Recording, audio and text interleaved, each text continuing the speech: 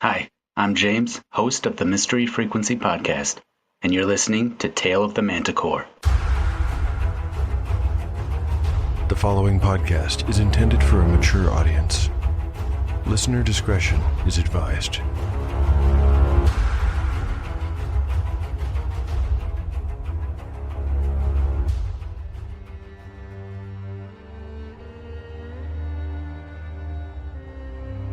Welcome back to Tale of the Manticore, Season 3. Like the creature from which it takes its name, Tale of the Manticore is a mashup, a crossbreeding between two different species of storytelling. Here you will find the unpredictability of old-school paper and dice games with the storycraft of a dark fantasy novel. No character is sacred, and none will be spared if the dice decide their fate is at hand. According to lore, the tail of a manticore is barbed with cruel iron spikes. There will be much pain in the days ahead.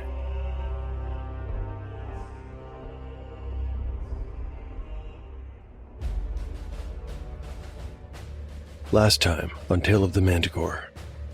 The previous chapter begins with Dureni solving the sprite's riddle. His reward is double. First, the sprites tell them where to find a river, information that's badly needed since the PCs have run out of water. Second, the sprites speak of a magic item to be found in some ruins on the river's far side. Of course, sprites being sprites, they might have left out some important information. The party leaves the ferries, following the directions until they reach the river. Here they slake their thirst and spend the night camped on its eastern bank. That night, Achillea once again dreams of the little boy. In the dream, she's in a room decorated with sun symbols and a stained glass window. Unable to control her movements, she feels herself walking out the door and crossing a courtyard. On its far side, she enters a second door and a corridor leading to a throne room. Here, still a passenger in the boy's body, she begins to search for something. All the while, she talks to herself, saying, "It must be here," and "I just want to sleep." When she sees her own true reflection in a silver goblet, the voice says something different. Now it seems to speak directly to her, and it offers her a secret. Unfortunately, Achillea wakes up before she can hear it. In the morning, the companions follow the river north. Along the way, they have a stroke of luck and find some edible riverside plants. Tentir and Achillea share more of their personal stories with each other, and their bond of trust grows. At the end of the day, Tentir spots a jumble of stones on the river's far side that he thinks might be the ruin the sprite spoke of. They decide to make camp and attempt a river crossing in the morning. In the night, Achillea's dream comes again, but this time, she is ready with a plan. She casts the spell, Message, in her dream, and this allows her to communicate briefly with the boy. He seems to believe that she's a fairy, sent to help him find something, but when Achillea wakes up, she still doesn't know what he was searching for. The next day, the companions cross the river and investigate the jumble of stones. Achillea thinks it was once a mill. No sooner do they figure this out than Dureni spots a plume of smoke rising into the air from somewhere on a nearby hill.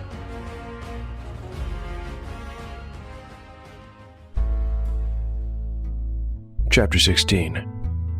Part 1. Day 16. Morning. Mythic event meaning: assist the innocent.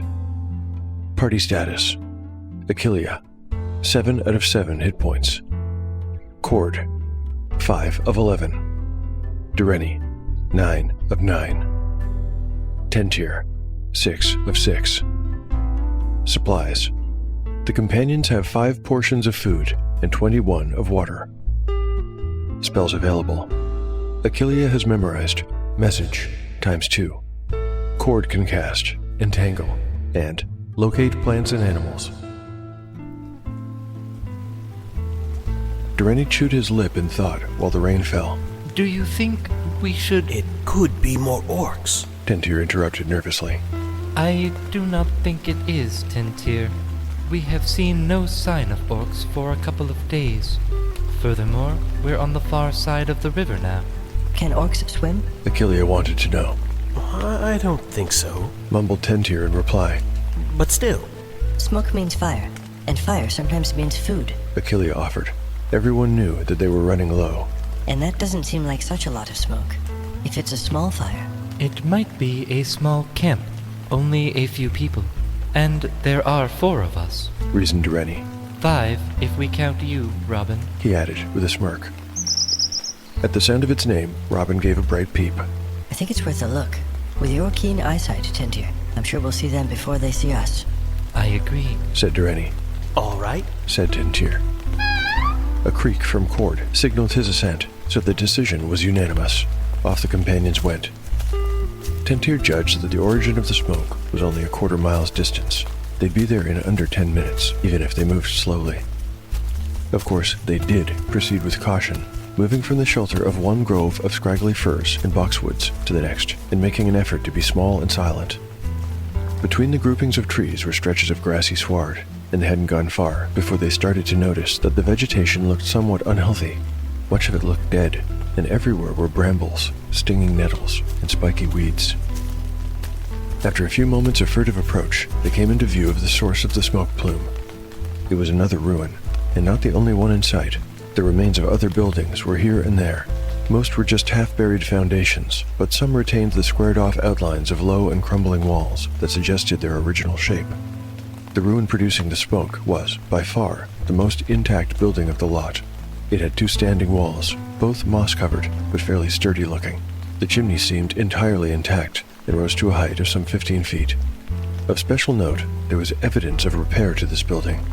There was a poorly made roof of sticks, mud, and grass, and, as the companions sneaked around to view the building from a second angle, they could tell that at least one of the fallen walls had been rebuilt with rough-cut logs. Clay had been packed irregularly against the bottom, suggesting that the construction was ongoing. Moreover, there was an axe, planted blade first, in a tree stump nearby, and a wooden bucket as well. Can you smell that? Whispered Tintier. There was no need to ask. Despite the rain, the smell of cooking fowl had reached them even before they had arrived at the building. That axe is rather large, said Durrani. like the one Cord used to carry. He was right. The wood axe was certainly not of elven make, nor made for anyone of their stature. Do you mean to say you think there are humans here? Tintier was clearly excited at the prospect of meeting someone of that race. He'd never even seen one before. I hear they grow hair on their faces. That's true. Achillea confirmed. My father, the man who raised me, had a big white beard. What are they like? Are they a friendly folk? I'm not really sure. I've only ever met 3. 2 were good, and 1 was not as good. He was dishonest. The race of man has a reputation for being warlike, greedy, and unpredictable, said Durrani, repeating what he'd always been taught. Their short lives make it so. Achillea frowned at the comment, feeling ashamed of her own comparatively rapid aging. Tintier spoke again. What should we do? Sit and watch? Or go up to the door and knock? In fact, there was no door visible, but the young elf guessed there must be one on the side they couldn't see. Durrani blinked and ran a finger across his brow to clear away the rainwater. I think it would be wise to wait and watch. They waited for an hour. Nothing happened, so they waited another, and then another. By now, it was sometime around noon. Thick cloud cover prevented the companions from knowing exactly where the sun was. The rain, they had noted, was getting worse. Those in the party with hair now had it plastered to their heads, and water dripped off their noses as they watched the building for signs of life. The smell of cooking fowl suddenly intensified tenfold, and this was enough. Tintier ran out of patience. Let's just go up and knock on the door. I've had this set-piece encounter in mind for a little while now, and so I know who's living in the ruined building. What I don't know is how they'll react to having strangers come knocking on their door. Something to bear in mind is that the person will first become aware of the PCs from behind a closed door. All things considered, a -1 to this reaction roll feels about right. I'll do the roll now. 2d6, higher is better. Here we go. I get a 4 minus 1 is 3. That's pretty bad, but it also makes perfect sense. The things that lurk around these old Kaymore ruins, as we'll shortly find out, are not pleasant, and they are not friendly. Before I go back to the narrative, I'm going to make a second roll. This is because Achillea will speak out in the common tongue, something I could see changing the situation significantly. This second roll will get a +1. Here we go. 8 + 1 is 9. That's somewhat on the positive side, without indicating outright friendliness. Okay, with these 2 reaction results, I think I can proceed with the story.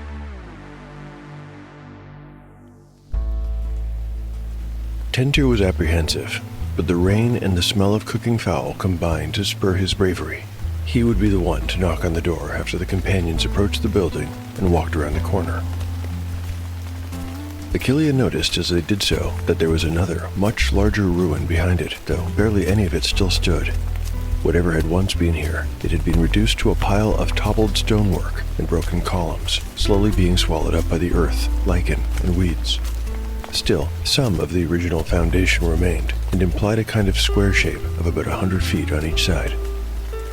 Her attention snapped back to the business at hand when Tentier knocked.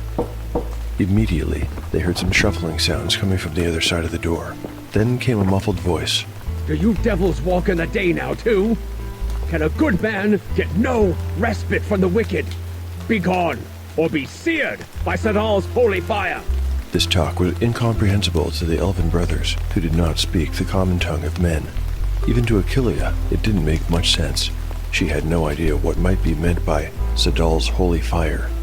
Still, the tone was unmistakable, and it made the companions look at each other with concern etched into their features. Achillea knew that it was up to her to take the lead. We are no devils, but travelers, hoping to find food and shelter. She began. When there was no immediate reply, she continued. We saw the smoke from your chimney. Now she heard renewed movement from inside, and presently a shadow passed between a narrow crack in the wall beside the wooden door. Clearly, whoever was inside was trying to get a look at them. The voice returned. What are you? Speak plainly, for I can see you are no men of Zacia, nor men at all. The door is barred, and shall remain so if I dislike your answer. Achillea decided for the group that honesty would be the best policy in this situation, and so she replied with candor. My name is Achillea Muak. I'm an elf. I'm on a journey north with my friends, Dureni and Tentier, who are also elves, though from a different region, and Cord, who is a man of wood. The shadow behind the crack shifted. 3 elves and a woodsman, eh? I could use the help of a woodsman. Achillea quickly translated to the others, and they stood back a bit. All right. Stand back from the door, so that I may see you clearly, said the voice as they did this. Oh, bless me, not a woodsman at all, but an actual man of wood? Miracles of Sidal. But you are strange folk to look upon. Still, your faces are less offensive than those I am used to seeing. Achillea didn't know what to make of that comment, and so kept silent. Finally, after a few moments of what must have been private deliberation, the man spoke again.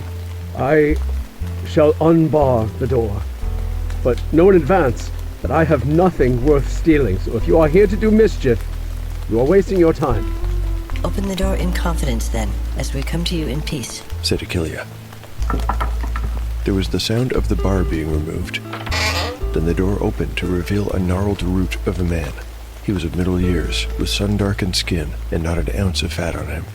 On his face was an expression that could only be called one of barely suppressed hope. Come in, please, out of the rain, he said, and beckoned them inside.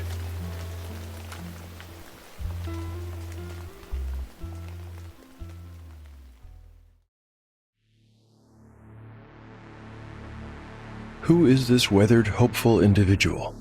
Sometimes, when I introduce an NPC, I'll determine who they are at random. This was the case with the ill-fated Edo earlier in the story. Other times, the NPC arrives in my imagination more or less fully formed. Valkeen, Aldve, and Fim are all of this type. The man at the door is something a little bit different. For him, I had the basic idea of who he was and why he was living so far from civilization, but I didn't really know anything about his disposition or appearance. I did have a good idea of the voice actor I wanted for the role, however, and so when I reached out to Dave Cooper, I asked him if he'd like to co-develop the character. Dave did such a great job playing King Culfrey in Season 2 that I knew he'd have great input. When he replied to my email, the character of Brother Dalen Fairwind was born. Fairwind is a cleric who ran away from the growing troubles in his home kingdom of Silmoral to the west, troubles that were increasingly looking to threaten his life as a cleric of the deity Sidal, not to mention his life on this side of the grave. Fairwind has been living in these ruins for almost half a year, and hasn't had the company of anyone for most of that time. We might hear all or part of his story as the characters get to know him. We'll see. Spring and summer have not been easy for Fairwind. He is no survivalist and has had to figure out how to hunt, forage, build shelter, and cling to his shaken faith all by himself. I could go on and describe the man in more detail here, but wouldn't it be better to let Dave do the talking? Let's return to the narrative and meet this self-exiled cleric. It was a simple one-room rectangle of 30 by 40 feet. Enough light peeked in through the chinks in the makeshift walls that, combined with the glow of the hearth, the whole space was illuminated. The smell of cooking fowl came so strongly from a duck spitted over the fire that it made Achillea afraid she might start to drool. She self-consciously wiped the back of her hand over her mouth as she walked inside, with Dureni, Tentier, and Cord behind her. Before she'd entered, Robin had flown off to perch on the roof. The human was quite tall, at least he seemed so to her. He had a shock of iron-colored hair on top of his head and a salt-and-pepper beard. His bony frame was wrapped in a robe that had once been cream-colored, but now was marred with blotchy brown stains. The bottom hem was frayed, as were the cuffs of the sleeves. In his hand was a hardwood cudgel. Come in, please, out of the rain, he said. He indicated 2 log rounds on the floor that could serve as chairs. A flat piece of slate resting on a third was being used as a makeshift table. Upon it was a knife, a wooden spoon, a tinderbox, and what looked like a jumble of colored glass pieces. In one corner was a filthy pallet bed with a wooden box by the head. Near that, and hanging from a nail on the wall, was a silver medallion at the end of a fine chain. Under it, a pile of rushes had been placed. A pot of boiling water was in the hearth. That would account for the savory smell that started hours ago. The rest of the fowl, the feathers and bones, had been neatly set aside for some purpose or other. Bless me, my eyes have seen marvels, said the man. While the 3 demi-humans seemed to have impressed him, it was Cord who made him gawk in astonishment. He glanced back at the medallion, hanging on the wall, and muttered to himself, Providence, this surely must be a sign. And then, louder, he repeated, Come in, please do come in. Mind, close the door behind you. Dureni, Tentier, and Cord sat cross-legged on the floor, allowing Achillea and their host to take the available seats. Once they were all arranged, more or less in a circle, the man continued. Yes, introductions. My name is Fairwind, Dalen Fairwind. Once I was called Brother Dalen Fairwind, but I suppose these days just plain Fairwind will do. Welcome to the House of Sidal. Here the man spread his arms out as if to present the dwelling in mock formality. Sidal? Asked Achillea. Forgive me if I do not recognize the name. Fairwind was unsurprised, and his reply came almost automatically. Sidal is the father of flame, the lord of light, lord of the sun, and all things of good and order. I am his humble servant. Well met, Master Fairwind, said Achillea softly. Although she'd given their names from the other side of the door, it seemed only polite to give them again. I am Achillea Muog. This is my friend, Cord, and these 2 are Dureni and Tentier of the Satevi Marsh. We are most grateful for your hospitality. Judging by the awkward look that crossed Fairwind's face, Achillea thought he must be a man who was unused to company. He coughed as though unsure of what to say next. Then, I think it is molting season, he said. The ducks are much easier to catch nowadays, as they cannot fly away. In the spring, I had to use that. Here he pointed to a sling on another wall. Like the medallion, it was hung on a nail. Under it was a pile of river stones. I have little skill in using it. I went hungry more often than not. Tentier had been staring at Fairwind with the same kind of wonderstruck expression that the cleric had given Cord when they first came inside. It's true, he muttered in Elvish. They do have hair on their faces. Fairwind couldn't understand the Elvish language, but gave Tentier an inquisitive glance. Achillea thought it was rude, but refrained from reproaching the youth. Instead, she addressed Fairwind once again. What is this place? A cursed land, came the reply. Perhaps with the exception of this one building. Achillea quickly translated the question and its answers to the brothers before returning her attention to their host. I don't understand. Who used to live here? And what is this curse? Fairwind's face grew long. This land is the original home of the Caymores, my own people. You have heard of Camertine, I expect? My master has mentioned it before. It's a land of men, West Asia. Is that right? That is correct, yes. King Murok founded Camertine some 6 centuries ago and built Whitestone Castle. Later they built great churches to Sedal, though some of these were given over to the worship of Vessaluna, and eventually to purest evil. But I can see by your faces that you do not know of these names, nor of any of the recent events in that land. Yes, well, no matter. All shall be as Sedal wills it in the end, and actually, that is why I am here. I don't follow. No, I suppose you wouldn't be able to. Well, it is enough to say that I am the instrument of his divine will. I believe my destiny is to break the curse of Murok. There was no need for Achillea to translate. It was clear by her tone and expression that she was confused.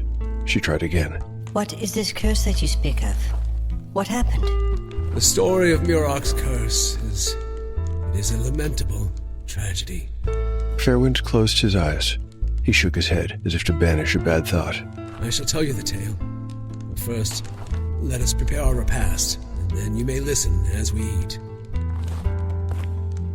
The robed cleric stood up and went to the hearth, where he removed the spitted duck from the fire. I'm afraid I have no dishes. Oh, we'll have to use our hands. Nobody minded. Their bellies by now were gurgling in anticipation of a meal. As Fairwind distributed portions to the companions, he began to tell the story of Murok's curse.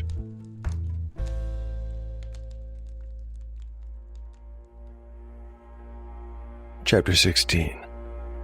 Part 2. The story of Murok's curse. Almost 600 years ago. When King Murok returned from the Great Hunt, the first thing he wanted to do was bed his wife.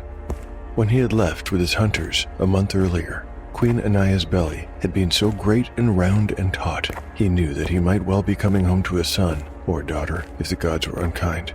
Although he was looking forward to having another child, he hoped that she had not yet given birth. He loved the way Anaya's rounded belly looked. The sight of it spurred his carnal appetite and lent him vigor. The hunt had been a great success. They had brought down 2 elk in the past week alone, and were returning with a huge store of meats hastily salted for his people. In addition, they had acquired a great pile of skins for his tanners to work with. Tonight, there would be a great feast and a celebration. Tomorrow, they would begin preparations for the coming winter. They would be so well stocked, he thought with a smile, that even a long winter would not thin their numbers this year. But that was tomorrow, and this was now. His needs required attention.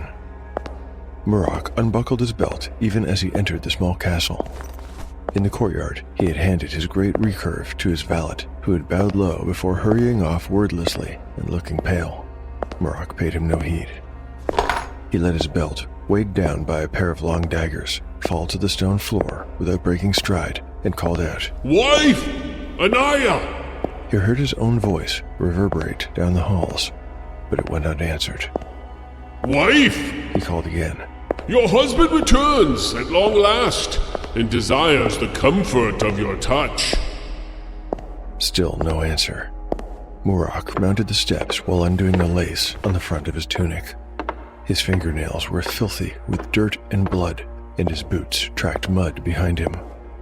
At 33 years of age, Murok was young and strong, and brimming with vitality. Perhaps Anaya was playing coy. That was not really in keeping with her personality, but perhaps she missed his touch as well. "My wife! Are you in our chamber, making yourself ready? I hope you're feeling strong today."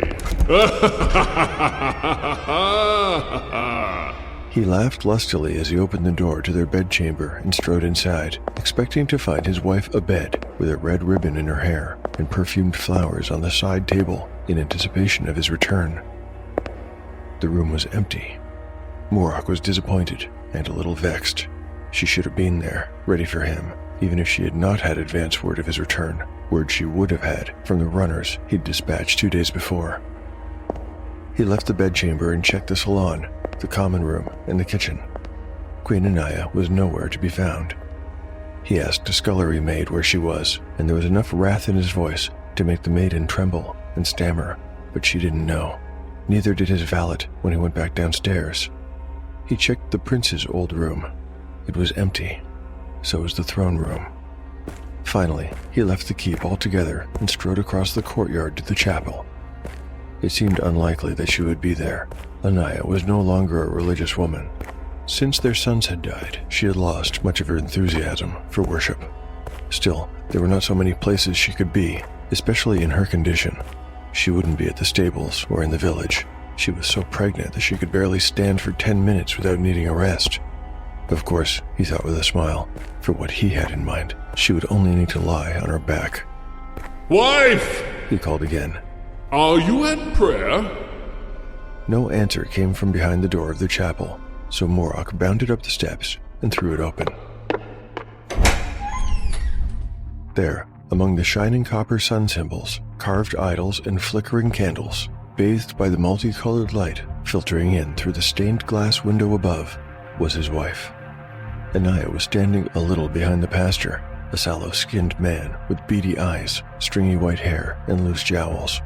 She held a fully swaddled bundle in the crook of one arm and gripped a long dagger in her free hand. She was no longer pregnant, Morok noticed. He began, not knowing what to say. Tell me, is it a boy? He heard his own voice. It was flaccid and lame, and he hated the sound of it. When Anaya did not immediately reply, he corrected his tone. Answer, wife! And wherefore do you hold this dagger out to me? Stay back! She hissed.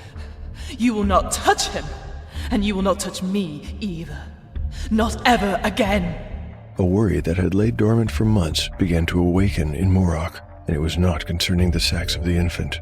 Show me that child! He rumbled, and the extreme menace in his voice made the pastor shrink back, looking from queen to king in rising panic.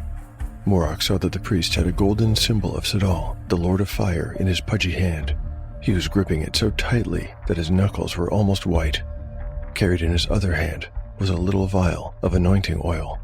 When he spoke, the tremor in his voice was pronounced. Your Majesty no longer has any claim over this child. Anaya, you will show me that child right now. Morok took a threatening step forward, and the tip of the queen's dagger flicked up, though her eyes betrayed her fear. Obey your husband, woman! Roared the king. Anaya recoiled, but still held the dagger in front of her. Her eyes darted at the priest, then back at Morok, and the hint of a smile touched her lips before they curled into a sneer. Look then, and despair. The queen pulled the blanket from the child's face, which had thus far been hidden from view. When Morok beheld it, he staggered as if he'd been physically struck. Blue. Morok felt tears sting his eyes. It has blue eyes. Morok had eyes of dark brown, as did Anaya, and both of his sons before they had passed away. Blue eyes could only mean one thing. Will you make a cockbird out of me? He cried. I'll not suffer the thing to live. Give it here, faithless wench. Anaya recoiled from his advance and brought the knife higher. You will not touch him, she intoned. You'll not harm a single hair on his head. I'll smash his head upon this floor, returned Morok, spittle flying from his snarling lips. You will not! And you will not touch me either, ever again. You're too late, dear husband. Anaya sneered at him. I have already taken the oath, and I am promised to Sadal. Still holding the knife in front of her, she tilted the infant, so Morok could see the dab of oil on its forehead shining wetly in the colored light of the stained glass window. And the babe has been anointed. The pastor seemed to take this as his cue. Perhaps he and Anaya had rehearsed this part in advance of this meeting. He visibly summoned his courage before bleating out his part. By divine law, none shall harm one of Sadal's holy servants, neither peasant, nor warrior, nor king. To hell with your scriptures, priest. I'll spill your brains upon this floor as soon as I do for the bastard. And my wife. An unstoppable wrath smoldered inside the king. His eyes were as burning coals. The pastor blanched. He had expected the king to deflate. But to do so would be the most egregious sacrilege. The man was jiggling in fear by now and looked as though he would prefer to be standing behind the queen instead of the other way around. To hell with your sacrilege as well, spat Morok. You would become reviled in his divine sight, whimpered the pastor. Cursed forever! This threat of holy retribution finally took some small amount of wind from Morok's sails, and perhaps, if the queen had not said what she next said, the tragedy that followed might have been averted. But for some reason or other, she did say it. Don't you want to know who the father is? Anaya was enjoying the look of anger and hurt on her husband's face, and could not help but to twist the knife. It was a mistake, for the mocking question fell upon Morok like a red mist, and he charged into Anaya, baby and pastor, like a mad bull. When he was done, the chapel floor was awash in their blood, and the king stood alone, cut in 3 places, and cursed for eternity.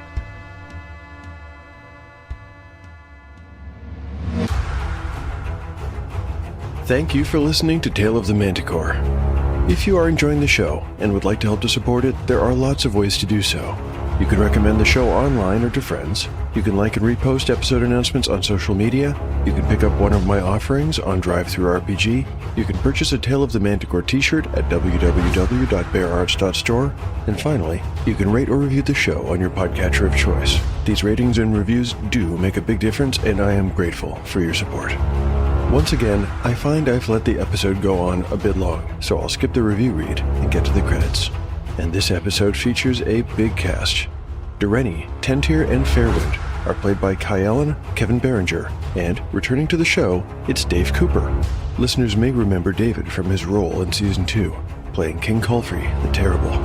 You can find David at that Dave Cooper on socials, and you can find him in the Netflix movie, The Curse of Bridge Hollow, at PBC on YouTube. All 3 of these guys have really come through for me, many times over. I am eternally grateful. Also returning to the show in his new role of Morok, King of the Claymores, is another Tale of the Manticore favorite, Chris Hussey. Chris is a part of the Bite-Sized Tales podcast. Bite-Sized Tales is an audio flash fiction podcast featuring a rotating stable of authors and covering nearly every genre in short episodes of just 10 to 15 minutes in length. You can find them at bitesizedtales.com. In the role of Queen Anaya is Fiona K.T. Howitt, host and GM of the What Am I Rolling podcast. The Claymore Priest of Sidal is expertly voiced by Dan Falk. To have a cast this big working in such harmony, well, I am spoiled for talented actors. Thank you so much, Kyellen, Kevin, David, Chris, Fiona, and Dan. You know, I think 6 actors in one episode might be a Tale of the Manticore first. I'd have to check. Anyway, for listeners who are curious to learn a bit more about Tale of the Manticore, I keep a blog where I post all kinds of show and RPG-related stuff, like art, maps, tables, crafts, and show notes. You can find it at taleofthemanticore.blogspot.com. To get in touch with me, I'm at Manticore Tale on X, Tale of the Manticore Podcast on Instagram, or taleofthemanticore@gmail.com. I'd love to hear from you. The adventure will continue on the next episode of Tale of the Manticore, the story where chaos rolls.